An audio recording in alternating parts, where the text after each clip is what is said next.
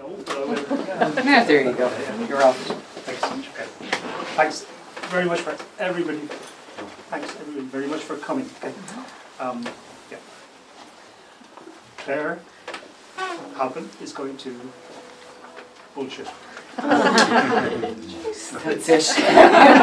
I'm done. Okay, no, seriously. Thanks all really, really, very, very much. Claire and I had a discussion about this, so and she is extremely erudite, excellent artist, wonderful curator, and Charlie. Thanks, Dave. No, that's good. That's good. So, as Dave mentioned, my name is Claire Halpin. I'm an artist, curator, and arts educator, and I suppose a few of these themes will come through the talk. Sorry, when I say talk, it's not a talk; it's an opener. And I met with Dave we did a Zoom the other day just to kind of go through some of the conversation kind of wove nicely through. So instead of trying to put it together in a very kind of cohesive, I've tried to encapsulate what that conversation was. So, Dave, if there's any bits that you're kind of, no, I didn't say that, or if there are any bits you kind of went, no, okay, please do interrupt. I suppose I kind of wanted to start from, well, firstly, thank you to Dave for inviting me to open the exhibition. And I'll talk a little bit as to where I came across Dave's work and had, I suppose, the longest time in its presence. But I wanted to just even kind of say, even as an artist, usually when you meet people and you say, you know, oh, you're an artist, they would say, oh, can you, and I don't know if anyone wants to answer the question, is what is the most commonly asked question of an artist? If they're asked, what do they paint? Most people go, oh, can you draw? And you kind of go, well, yeah, kind of. And then they say, can you draw horses? There seems to be, I know there's a few artists in the room probably going, oh yeah, that is the name. Or then they kind of go, oh, do you draw people? Now, I mean, if you were to ask Dave, Dave could say, yeah, I paint flowers.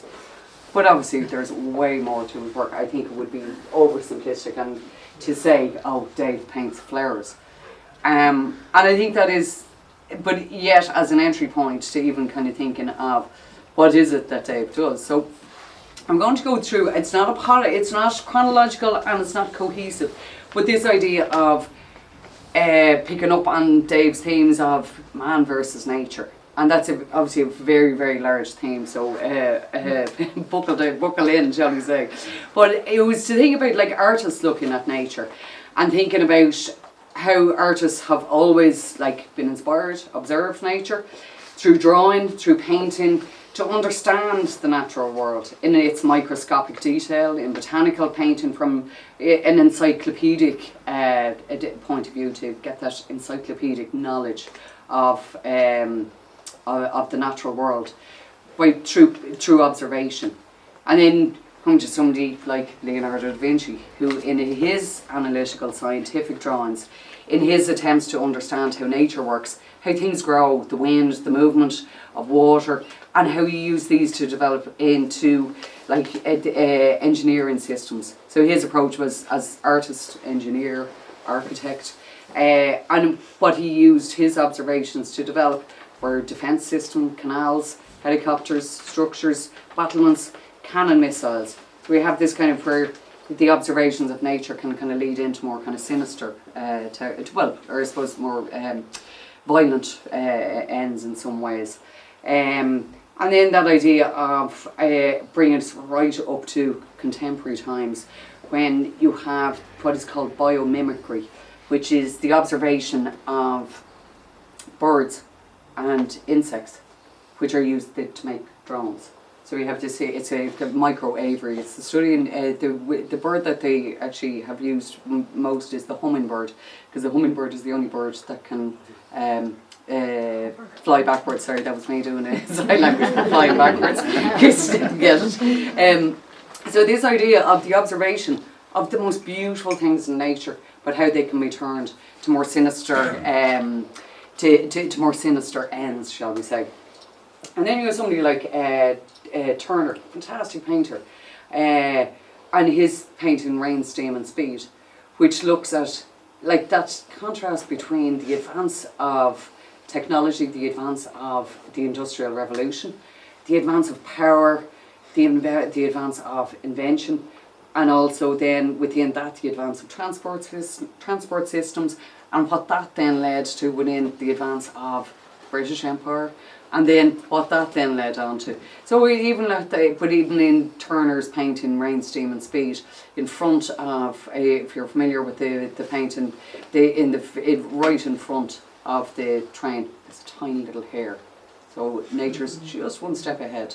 But it's that idea of that tension between man's development and where it will end, and then what will happen to nature, or will nature survive. And then looking at somebody like Caspar David Friedrich, who studied the idea of nature, its sublime, the awe and wonderment. And this is something that Dave talks about in relation to looking at buildings, but also looking at nature, that awe and wonderment. Caspar David Friedrich, his was about that sense of the human being small and the immensity. And this is also something that Dave looks at, that idea of the scale of human versus nature, but also those micro and macro scales. And it also prompted me to think of like this idea of the beautiful ruins that Caspar David Friedrich, and there was a whole kind of, I suppose, movement, this is around the time of the Enlightenment. I pulled out a quote here, with this idea of the beautiful ruins, of this, the sense of time and mortality, when intertwined with beauty, can transform a ruined, overgrown shrine into a temple for divinely desolate. Template form divinely desolate. This from the words of Byron. So even that idea of kind of the poetic interpretation of nature and man within nature, but also that idea of the built environment of the beautiful ruins and nature, you know, over quite lasting beyond the buildings. And then you have something like the futurism in Italy, where they were glorifying the movement of the machine, that idea of how that was expressed through their paintings, the style of their paintings, that speed and technology. You have Corbusier, architect, that idea of the city as a living machine.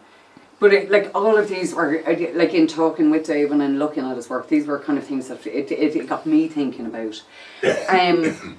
But how Dave, he explores these themes. So these, like I suppose what I'm trying to say is like these themes, they're not new themes. I'm not under no, but this is the thing. And Dave's materials are not new materials, but how he is doing this is very contemporary. And even that idea of like his materials are very traditional materials, this oil on canvas, and how he meticulously builds up the surfaces of his canvas, and even that idea of how he looks at systems, looks at the structures of both the plants and the buildings, and building them up brushstroke by brushstroke. So even kind of showing us, and this is part of his aim, I suppose, is that idea of trying to visualise these power systems that we can't see or that we can't fathom. And even in talking to Dave the other day on Zoom, Dave said, as we're talking like this, messages are going to satellites, and I'm going, But really, my understanding of how that actually works is based on, probably similar to a Ladybird book I have, which explains how television works. Is that, you have a picture of a satellite and then you have ... and something up there, and you're like, oh yeah, I get that now. But actually, how do we actually fathom what that is? Like, we actually can't understand it. So Dave, in his attempt to show these invisible systems, but even showing this impact of technology, the architecture that holds this technology and these communication systems, but also the fragility and precariousness of this, and whether nature will prevail.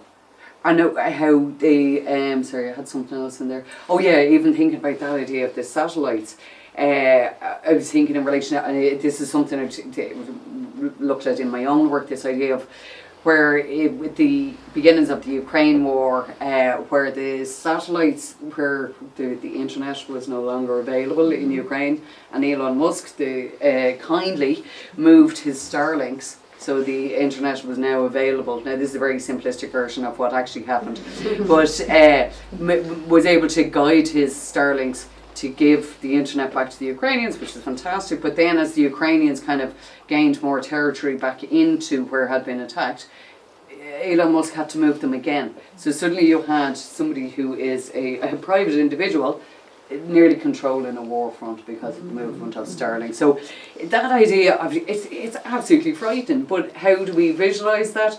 And how, as artists, do we I suppose try and as Dave tries to do, is to visualise this and show us what these are. Dave has studied architecture, and you mentioned it was 3 years spent. Wasted 3 years. Wasted was actually the word. But I think it's I learned how to drink. But in that, and it didn't surprise me when he mentioned that, because even how he details the buildings, and we were talking about visiting Notre Dame. And this idea of you do love your cathedrals. Oh, I do. Yeah, but it is that feeling as well of the feeling of being in a cathedral, and that's like awe-inspiring.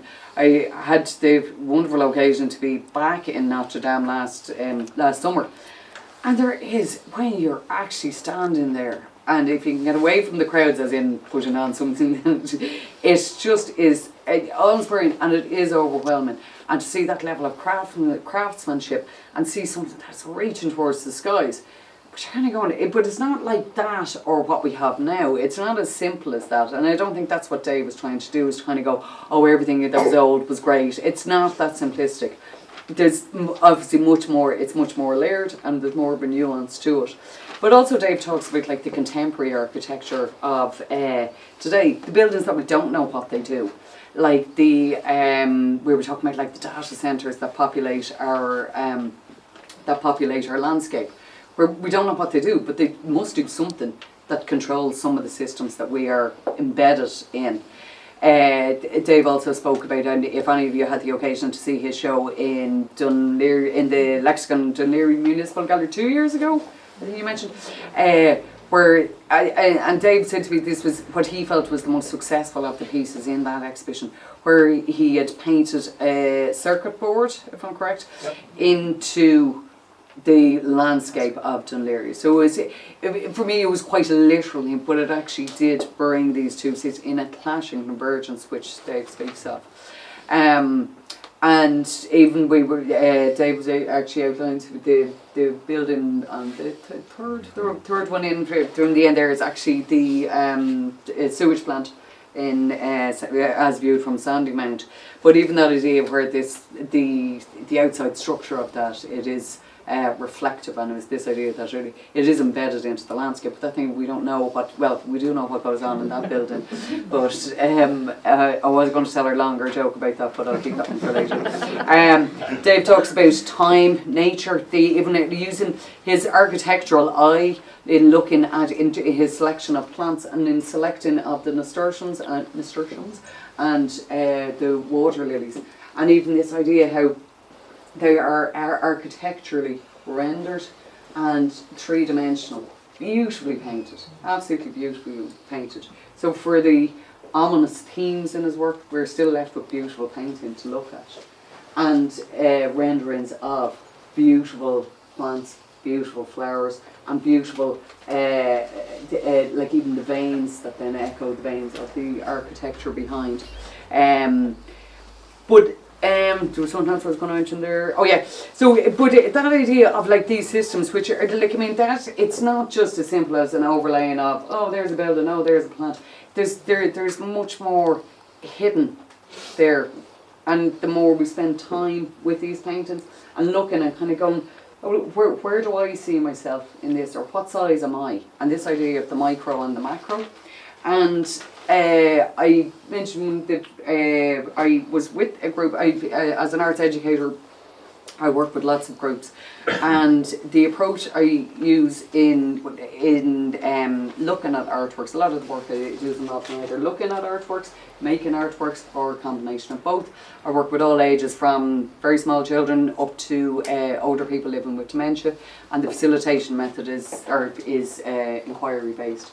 And I had a group in Dún Laoghaire at Dave's exhibition, and we were looking at, it was a painting of the docklands, and it was an unpeopled, we thought, landscape, but there actually was. There was one or two small little figures hinted at, or the human presence was suggested, was hinted at.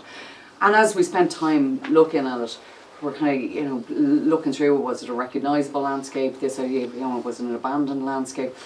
And one of the participants was saying, but it's like that, it's hard to know, is it finished, is it unfinished, is it ruined, is it going to continue? And then this participant went on to talk about how it was like the end of also the crash, because it was this abandoned. So there you're talking about another system. So Dave's works speak to many, many different systems. And it is that tension. And as I said, when we're looking at them, even at the scale of the paintings, like there's so much within them. Like some of the plants are enlarged, whereas obviously the buildings are reduced in size. So this kind of expanding and contracting of space, and even that idea of like the layering, like under our feet, those systems that go under our feet, those systems that go above our head, and where do we, as our physical beings within this? So without going all woo-woo on us, but it is that tension that Dave has presented to us here, and he's not here. And this Dave was saying the good day. He said, "Well, I don't have the answers," and it's not Dave's job to have the answers. It's not the artist's job to have the answers. It's the artist's job, which is to provoke and to question, and to make us consider these systems, the micro, the macro, the natural and the man-made systems, and that how we as viewers interact with this work that may make us think about another layer or another ourselves within this world that we live. I think that's it. So thanks Dave for